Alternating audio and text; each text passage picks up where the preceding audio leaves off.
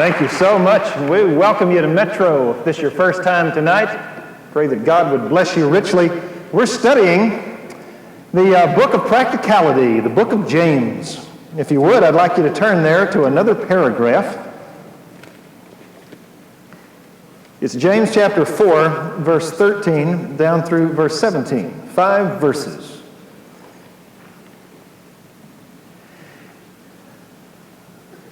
Just read them here with me.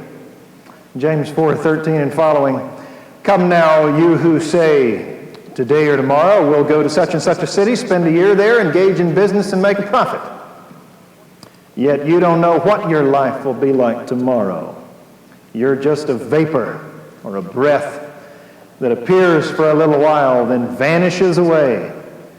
Instead, you ought to say, if the Lord wills, we shall live and also do this or that. As it is, you boast in your arrogance. All such boasting is evil. Therefore, to the one who knows the right thing to do and does not do it, it is sin to him.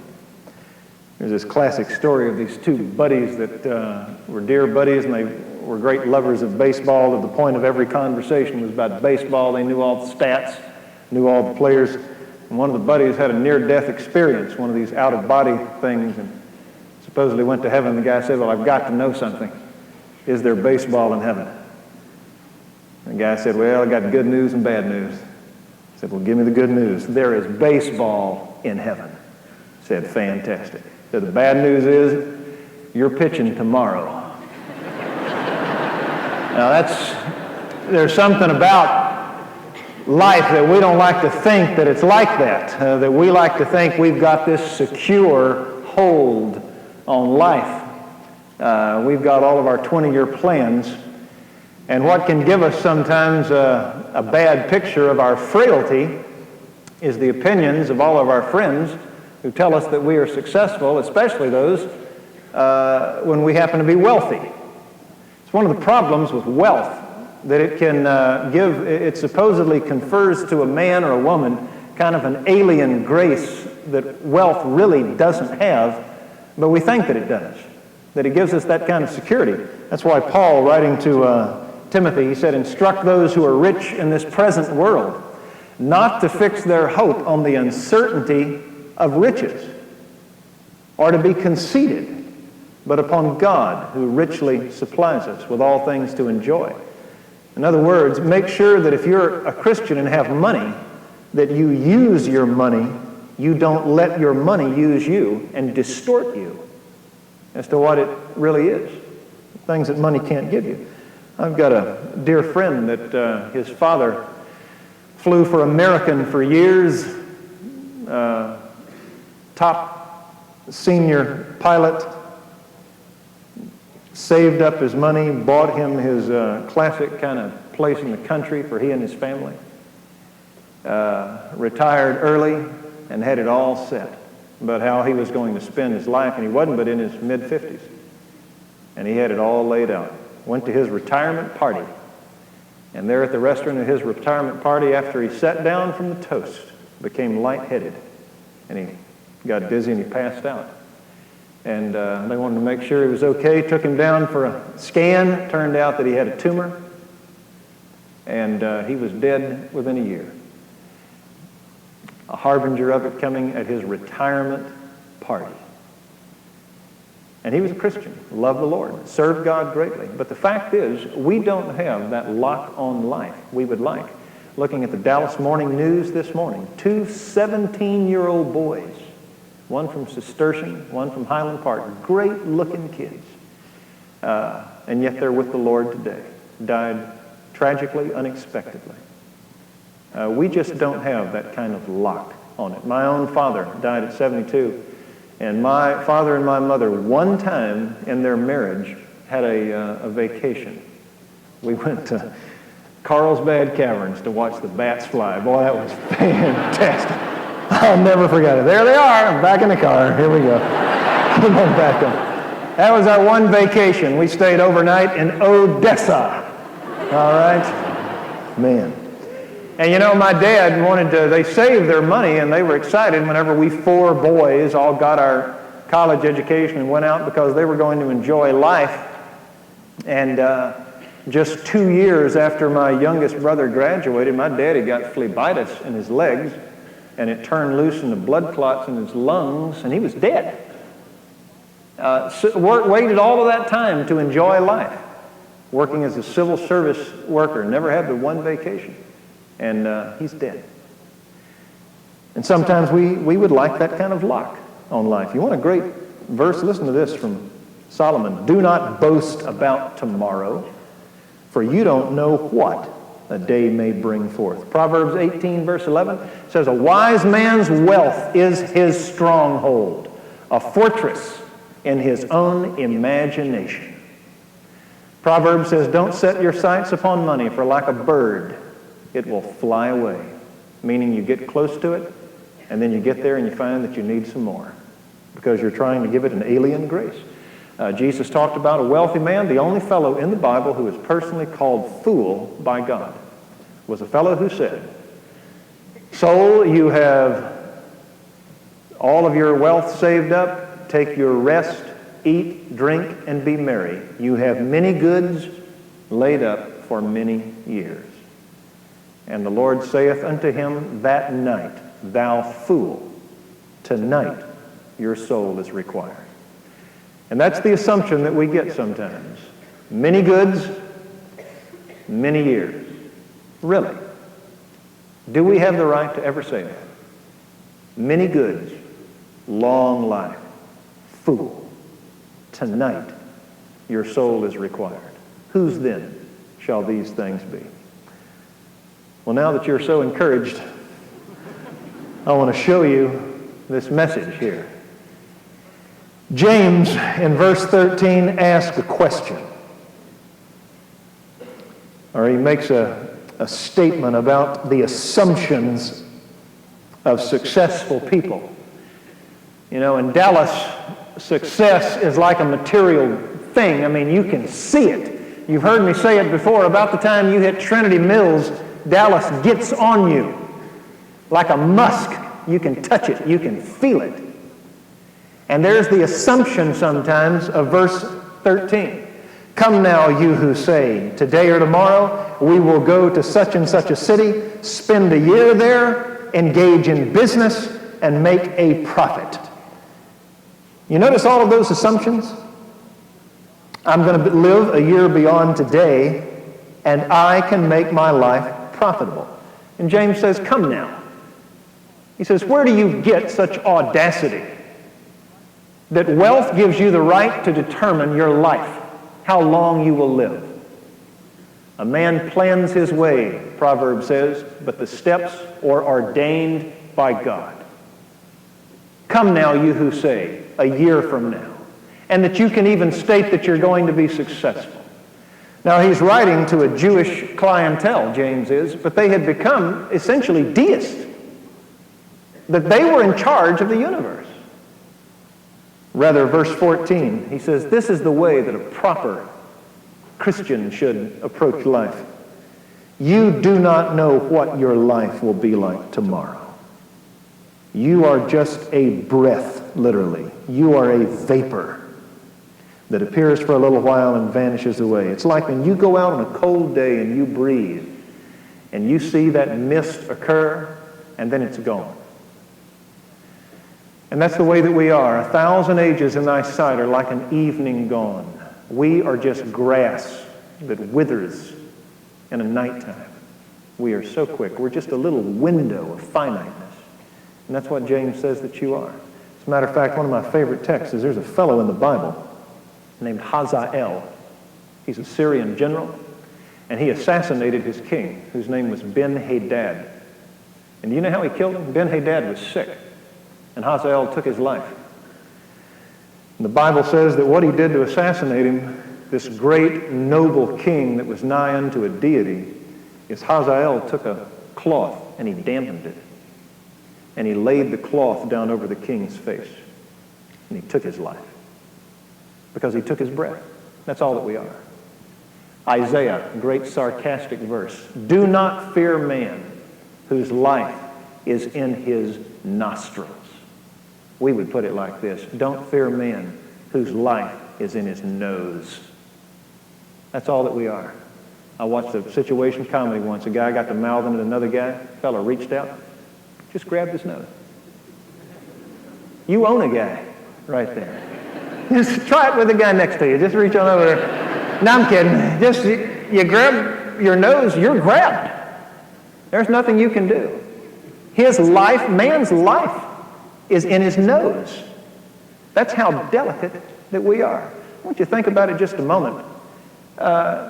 Your heart is beating right now. You've got your chambers working. Everybody looks like they're all right. You've got these little things down in your heart that are called valves, and they keep your blood from flowing backwards, all right? And they're like little baggies. That's what they're like. They're little, delicate, little cellophane-looking things. I was a bio minor at North Texas, and I remember in gross anatomy looking at the heart and getting very nervous because I thought, now that's what happens? He said, if those things don't work, it starts going backwards. He says, yeah, that's when you get murmurs and all this stuff. That's when we have to go in and fix them.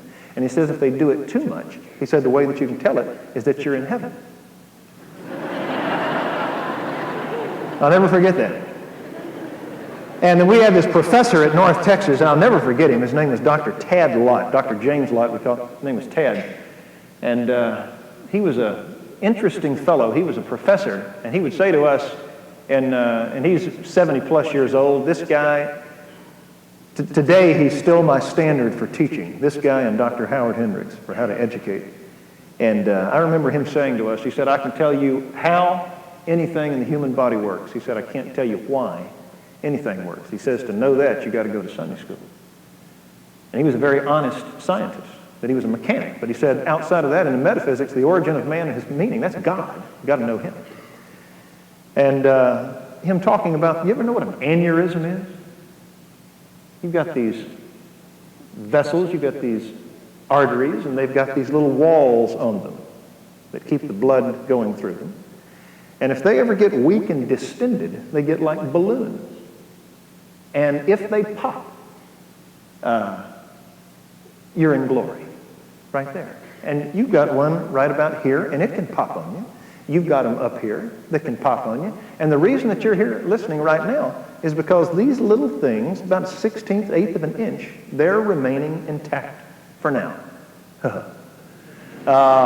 There will be a day for a lot of you that they're going to pop. And right there, no more Bible study. You're face to face. How about your spine? You know, you got this spine, and if you bruise it, if you give enough concussion, it'll shut you down, just like you're paralyzed. Eric Dickerson had a couple of times in his career, he got hit shots with bruises, just a concussion to his spine, and it would shut off like an electric cord, and you're dead from a certain place down until it comes back. And you have in this cord, God was so good that he put this little column of bone around it. And I guess he could have put it like a big rigid bone, and no one would have ever known the difference. We'd have just gone through life like this, you know.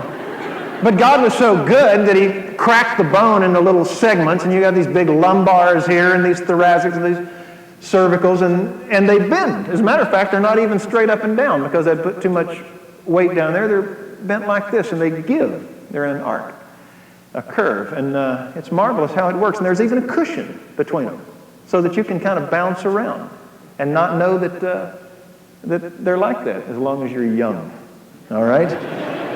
But it's amazing how you can bend all sorts of ways, and he has it so rigged that you can only bend to a certain distance, most of us, and if you go too far, it'll catch.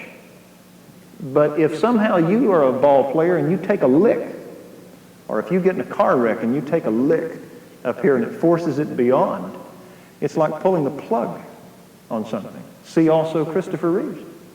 Goes off of a horse and injures that thing at a certain point, and it's pulling the plug. And we're so delicate. I mean, on the drive home tonight, if somebody crosses that yellow stripe and takes you on head on, you don't have the seat belt, you hit the top of that windshield at a certain angle. It's like pulling a plug. That's how delicate that we are. You've got a thing in back here behind your eye. It looks like a little piece of spaghetti, an optic nerve. If it's severed, you're blind. Just pulling a cord. While you're sitting here right now, many of you, myself, you've got all kind of bacteria trying to claim your life. You're healed from cancer a number of times in your life. Do you know that?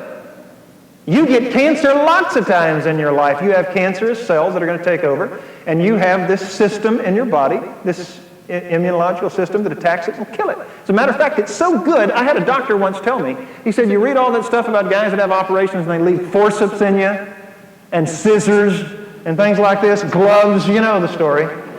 He said, to be really honest, in your body, it's not that big a problem. I said, a pair of scissors won't hurt you just propositionally being there unless you work them into a certain area that'll hurt you. But he said, a piece of metal won't hurt you. There's lots of guys that have bullets in them because those objects are dead and your body doesn't attack them. They'll just kind of seal them off. But he said, you can put a living something into your body.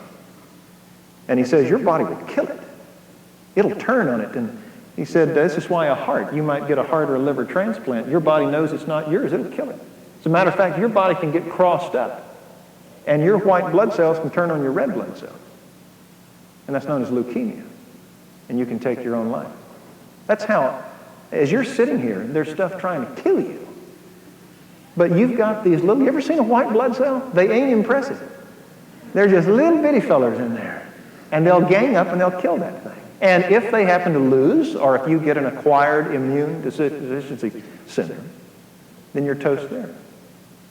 So we are just delicate little fellas, but somehow, you know, we make a 50K, 80K, 100K, and it's like we're gods. You know what an epiglottis is? Dig this. I'm looking at this cadaver, all right, I'm a sophomore, and you've got this job right here that goes down, your trachea. And then it's like I-35 at Denton, you know, it breaks off one down here, one goes down here.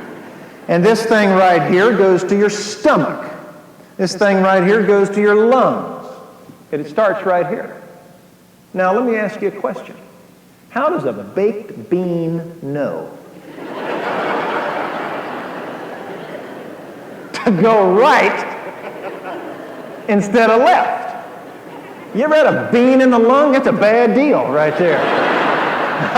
It's called aspirating something, and then you're in heaven there, all right, if they can't get to you. Well, what's the big deal? Well, I'll tell you what. You've got an epiglottis. Now, most of you, when you were in school, that was a test question, you flunked it.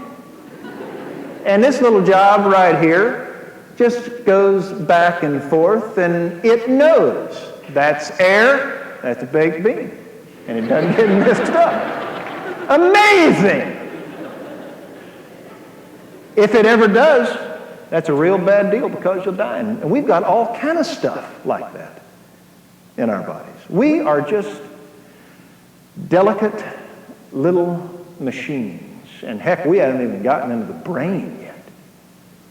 I mean, if you fall backwards, stiff-legged, hit the back of your head, you can throw your brain against that. You've got about a half an inch in there, and you can bang your brain.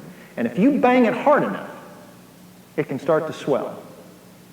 And if you don't get to it quickly enough, it'll cut off an artery down here in the brainstem, and you die.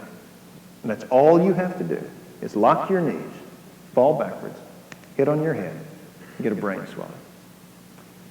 Lost a kid last year in Denton, Texas, off the back of the pickup. All he did was step down, lost his balance, hit the back of his head. Top high school athlete. And he was dead in 90 minutes. A swelling brain. That's how delicate that we are. You are just a vapor that appears for a little while. We had a fellow one time in the Fellowship of Christian Athletes. I'll never forget Grant Taft of Baylor University talking about going to a Fellowship of Christian Athlete gathering in Estes Park, Colorado. And he said years before, when he was the head coach at McMurray College in Abilene, he said that he watched a kid pole vault that was the finest high school athlete he'd ever seen. 6 foot, 190, named Brian Sternberg. Said AI record. He pole vaulted for one of the Abilene schools, Abilene Christian. And Taft asked him, he watched the kid and he passed at his first jumps. And then he waited until the bar got to a record level and he went over it. And he said to him, "Who's your coach?" And he said, "I don't have one." He said, "Why is that?" And he said, "Frankly, there's nobody that knows pole vault any better than I do." And Taft said he had never seen such an arrogant college athlete. But the kid could do everything he talked about. He also happened to be a top college gymnast, particularly on the trampoline. And he went to this FCA coaches conference, and he heard a kid get up and give his testimony, and what he thought it was a big black guy that came out from the side of the stage with a dummy. He thought it was a black ventriloquist who was going to give a testimony. They'll do a lot of stuff like that. And this guy comes out, and it isn't a dummy. Turns out this black guy is an orderly, and he's carrying a person. It's Brian Sternberg. And he set him down in a chair, and it turned out, Taft said, that this fellow, Brian, was doing a routine on the trampoline, and he did a particular stunt that you always want to have, a spot, making sure that you're suspended in the air to get over. And he didn't have one, and he didn't make it over. And he hit on the back of his head, and he snapped his spine. And he was, I think he was quadriplegic from that moment. And he could survive off of a machine, breathing for a short time. And through that experience, this man became a Christian. And he came and gave his testimony. They set him down in a chair, propped him in it, and let him speak. And he made the statement about his pride, that in his great ability, that he communicated to himself a strength that a human is not allowed to do. And Taft said it was the most powerful testimony he said he had ever seen. And he said he concluded his testimony by passing out, because he would come to the end of his ability to maintain on his own. And then this fellow would come out as he would begin to waver and pick him up and take him back. And his closing words were, he said, "I pray to God that this never happens to you.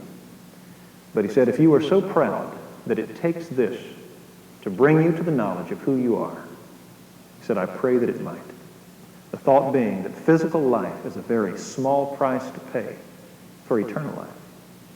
He realized how very small that he is, just like all of us. Got a buddy at our church who runs a funeral home. He's a mortician. And he said, there's nothing like being a mortician that'll get your theology straight. He said, I don't care how great and how mighty and how glorious and how lovely you are. He said, when you die, everybody goes down to the same place. We take the clothes off your body. We lay you down. And before your blood pools, we tap it off. We fill you full of a fluid so that you won't stink too bad. Rip the back out of a suit because your body is going rigid, fit it over you, put you in a coffin. And he said, that will let you realize just what man is in himself, apart from the salvation of God. Unless God quickens him and raises him, he said, boy, man can lose his glory in a hurry. And he really can. Proverbs, the poor and rich have one thing in common. God is the maker of them all. Well, look here in verse 15. He says, rather, let's do this. Rather than us making all this money, assuming it's going to communicate to us this danged, deified status, which it isn't, let's realize in verse 15, you ought to say, if the Lord wills, we shall live or do this or that. They said to the Apostle Paul after he spoke at Ephesus and headed back to Jerusalem, they said, would you stay here in Ephesus? Paul said, I'll return if God wills. As a matter of fact, do you know that in England, in Victorian England, it was considered rude not to sign your letters with your name and then to put below your name D.V. Deo volte, God willing. It was the idea that all of the plans that you wrote about in your letter were okay, providing that God let you live. If God gave you grace. Lord willing. Instead, you ought to say, if God wills, I shall live, and I will do this or that, meaning that I will go up and I will make a profit. The point, people, you need to get educated. You need to plan. You need to dream, and you need to purpose your life. But you need to put an asterisk by everything that you do. A man plans his way.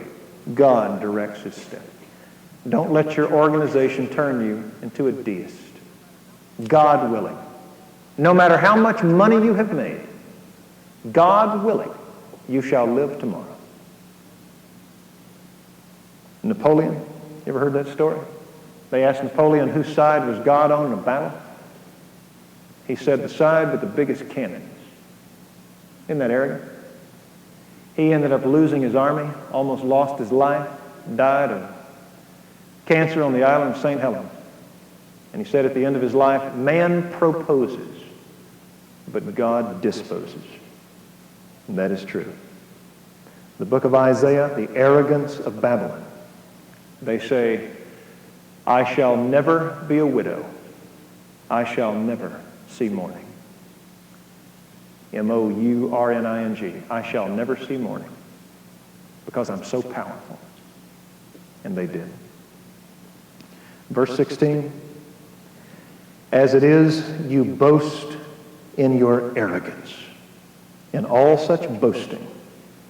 The context of boasting meaning that a human being can use his talents to become so successful that he loses touch with his own frailty.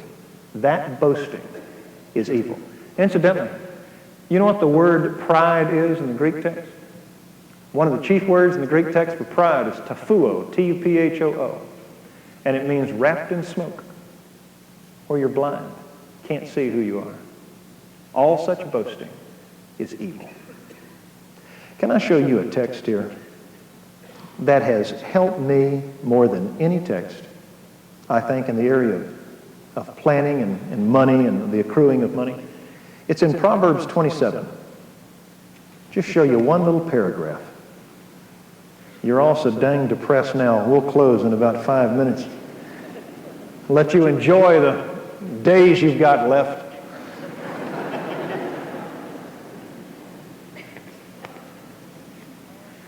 In Proverbs 27, the last 6 or 5 verses.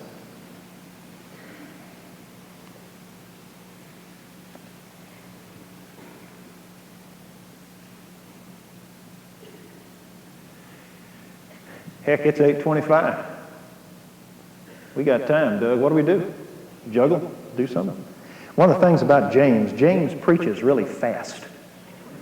Because James, boom, he's right there on top of you, you know.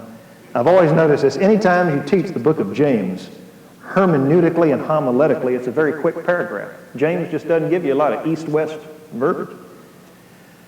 Verse 23 of Proverbs 27.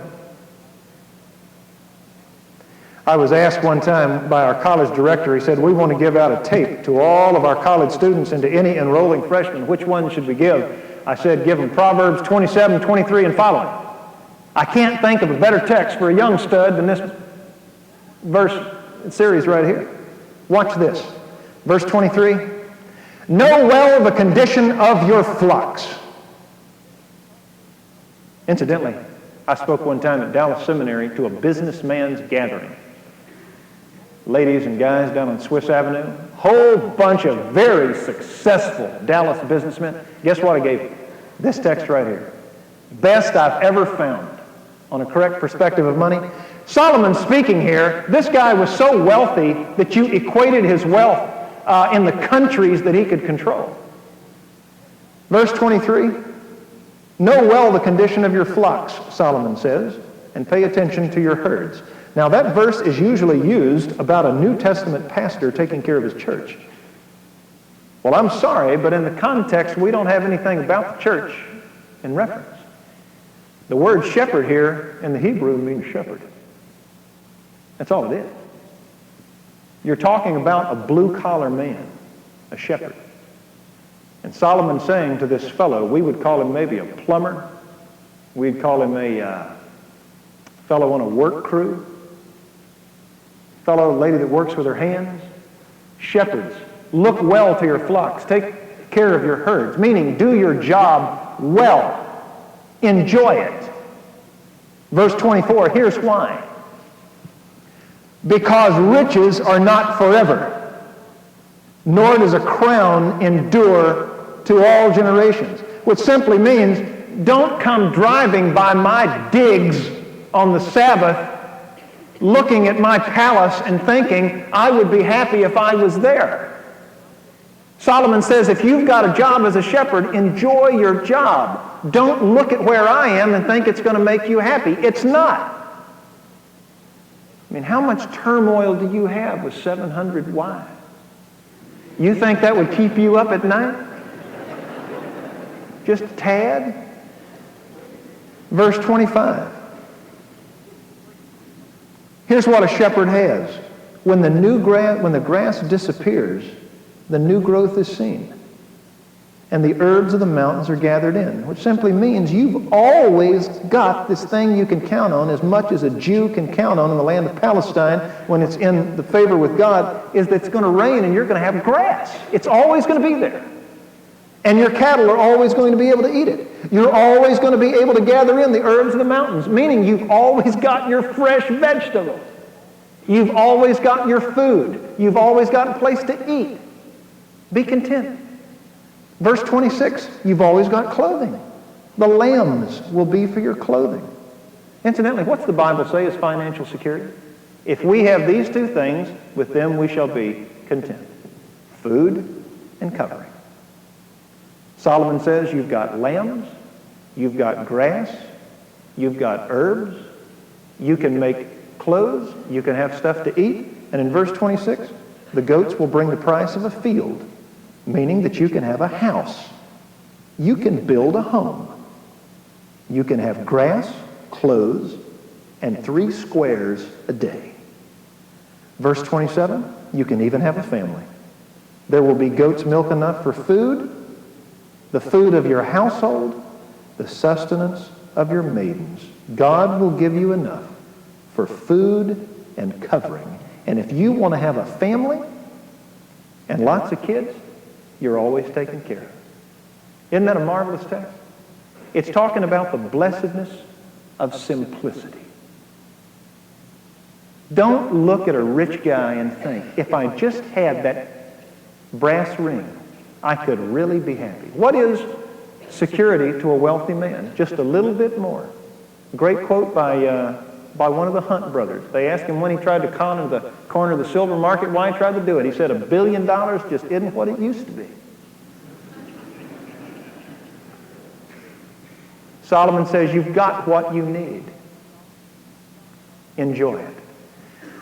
Listen, my father, I had a mother named Lavelle Nelson, and she taught me how to succeed. If my mother had been a man, she would have been George Patton. She'd have been Charlemagne, Alexander the Great. She was a great, great woman. Still is. My father died, and it's 72. And my father taught me how to enjoy life. My father was from a place called, I was out around San Angelo. Gracious, can't remember the name. Little bitty town. And he got maybe a 7th grade education, moved to Waco during the Depression, worked as a dairyman.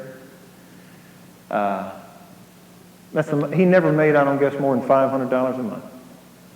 And my father showed me how to enjoy life. Still today, the richest memories that I have are going out as a little boy out on the Bosque River with my father in one of those Hills Brothers coffee cans full of worms and fixing up eggs. I can still smell them. The eggs, and they're on the edge of the river with my father. I can remember him never missing a baseball game. He's always there on the fence. I could always look at him. Fastball, curve. He'd give me his signals on the fence. And my daddy would enjoy that.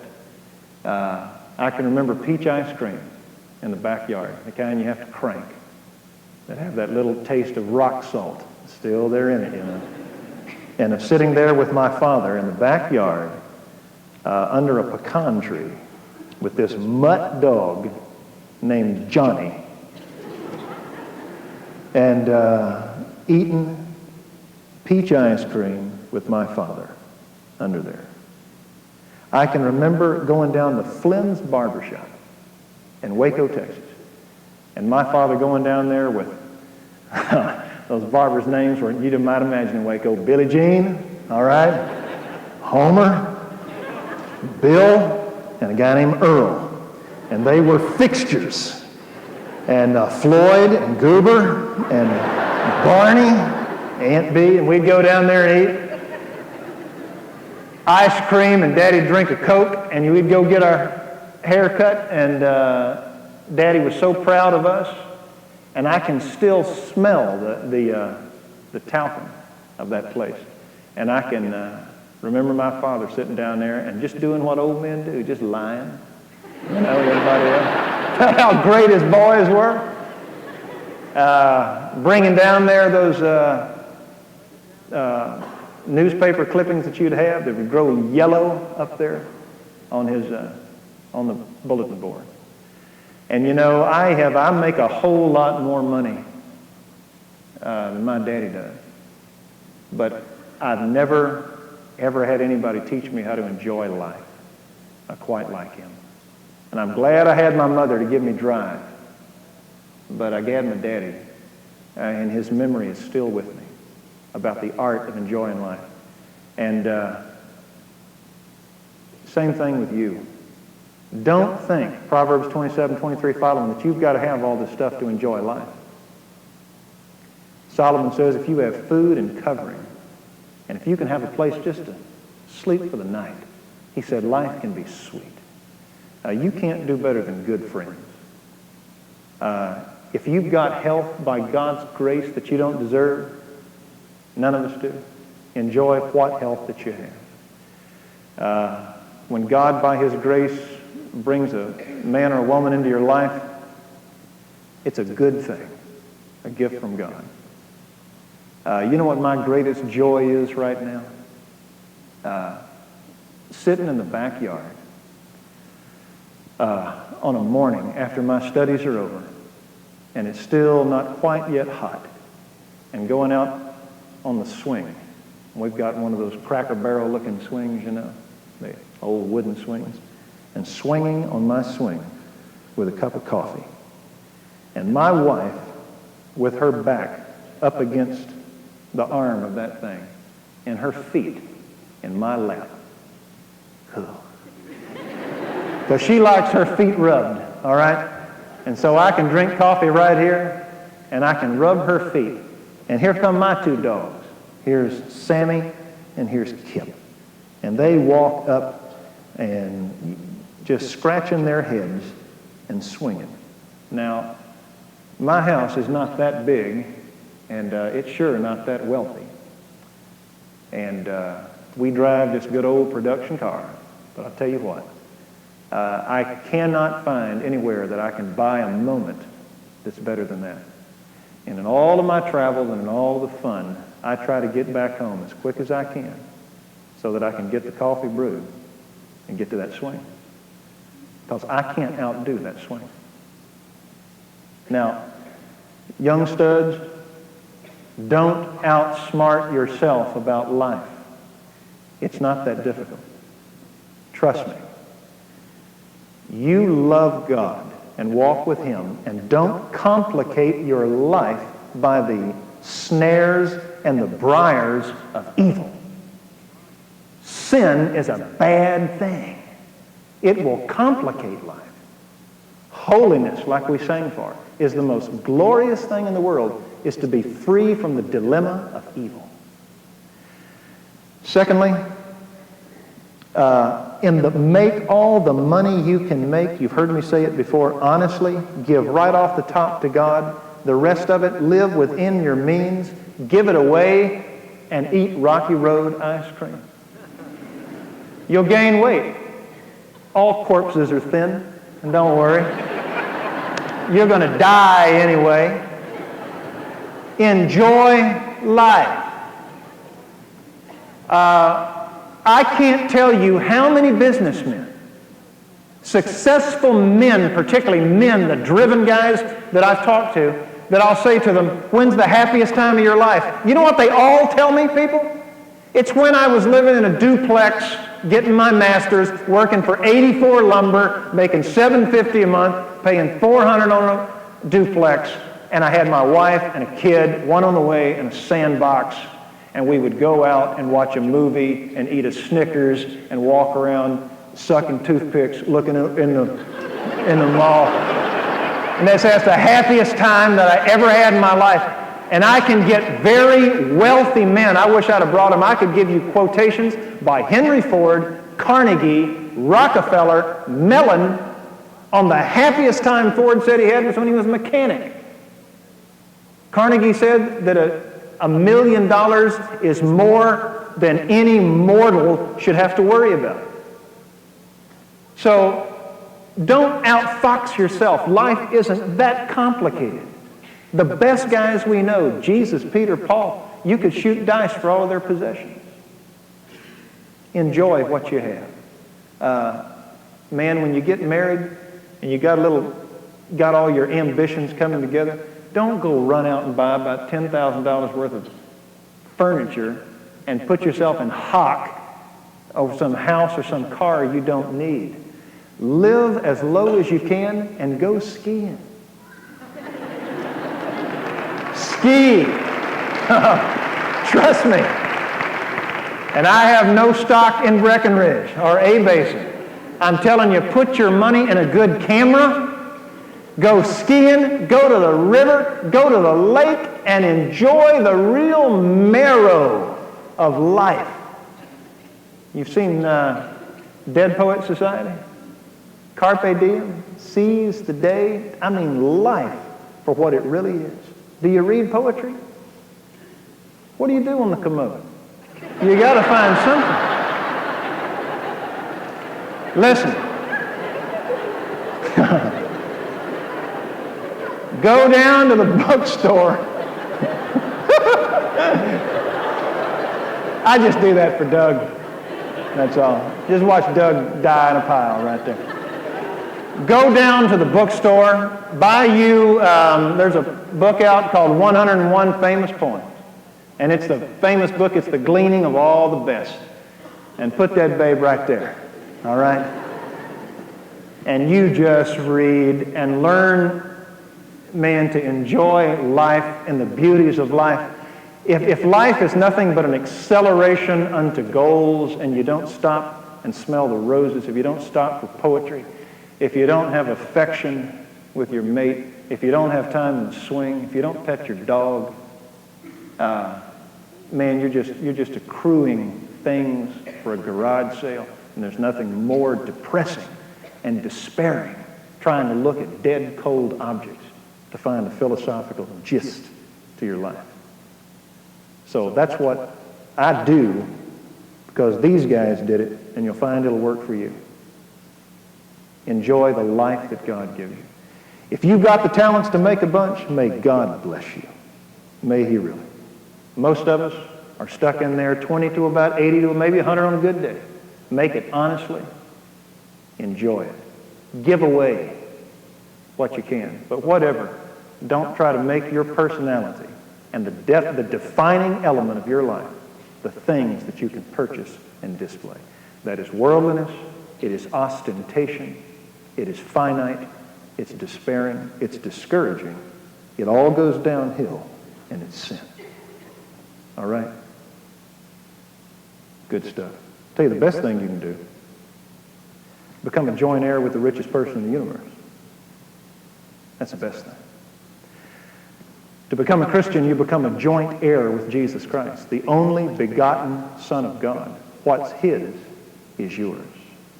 And though He was rich, for our sake became poor, that we, through His poverty, might become rich.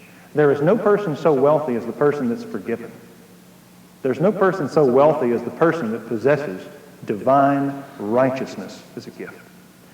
The man or the woman that has the security of eternal life, there's nobody so happy and secure. The man or the woman indwelt by the Holy Spirit that can enjoy the enlivening and the illumination of the Word of God, there's no happier person, no richer person. And that's what a Christian is. I heard once of a great wealthy man lost his wife at the birth of their child, went into an incredible despair, and all that kept him afloat was this little boy. Little boy hit about the age of 8, and he died. And the man went into such a sadness that eventually he died also. They auctioned off all of his property. He had no family, nobody to take it. They just auctioned it. And by the will of the departed man, the first thing they auctioned was an oil of the little boy. And he asked who would like to buy it. Of course, no one did, because no one loved the little boy. No one knew the man, except for the old housekeeper that helped to raise that little boy. She remembered him, and she loved him, and she bought it for a nominal price. They took the oil, delivered it to her in her chair. Then the auctioneer's gavel rang down. He says, "The auction is over." He said, "By the word of the deceased, whoever would love and take his son would take all that is the Father's." And it was given to her. His thought being, whoever loves the Son loves me, and whoever loves me receives all that I have. Becoming a Christian is saying yes to the love of the Son, and all the Father has is given to you. That's all that a Christian is. Seeing the beauty of Christ and saying, I do. He looks at you and he says, I love you. See the nails in my hands, the hole in my side. Be not unbelieving, but believing. I died for you, and I live on your behalf. Do you love me too? And a Christian says, yes. And that's all that a Christian is. Well, let's close in prayer. Our Father, what a penetrating and blessed text. I pray that you would help these men and women. They are so talented, so gifted, so ambitious, and that's good. Laziness does not run very deep in the metro study. These people, quite often, there is no grass growing under their feet, no moss on their back. They are swift. But I pray, Lord, that they would expedite their abilities. They would make all that they can to do all the good that they might, and that they might not take their abilities and redefine them to be something that abilities are not meant to be. I pray that they would be those that have a greater opportunity through their success to involve themselves in the worship of service and of love. Not those that the outworkings of their success could be the very thing that defines them and that separates them from the one who is their life and their blessing. And I pray for a man or a woman here who has not Christ, that they might know that ultimately they have nothing. Might this very night they say yes to the proposition of him who loved them and gave his life for them, and in so doing have all things. And we'll thank you for this wonderful and dear night for Jesus' sake. Amen.